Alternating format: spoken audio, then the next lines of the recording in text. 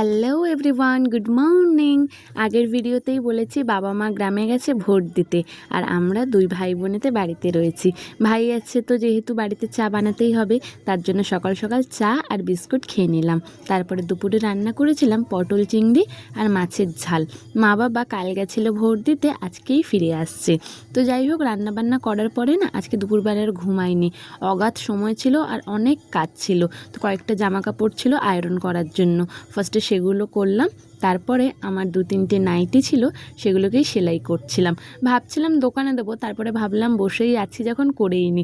তো যাই হোক, বসে বসে 3টে নাইটি সেলাই করা হয়ে গেছে, খুব তাড়াতাড়ি করেছি। আর সামনেই তো দাদার বিয়ে, গ্রামে যাব তার জন্যই। আর না, একটা অ্যামাজন থেকে একটা ব্লাউজও নিয়েছি। ওই ব্লাউজটাও ভাবলাম দোকানে দেওয়ার থেকে হাতেই সেলাই করে নিই, তার জন্য এটাকেও ফিটিংস করে নিলাম। দুপুর থেকে বিকাল গড়িয়ে গেল। তো যাই হোক, মোটামুটি সারাটা দুপুর এই করেই কাটিয়ে দিলাম। আর সন্ধে না হতেই ঘুমিয়ে পড়েছিলাম। ব্লাউজটার কালার না গ্রিন কালারের, কিন্তু ফোনে যেন কীরকম একটু অন্যরকম টাইপেরই এলো। তো যাই হোক, ব্লাউজটা কেমন হয়েছে কিন্তু আমাকে জানিও। তো ব্যাস, আজকে এখানেই শেষ করলাম, কাল আবার দেখা হবে।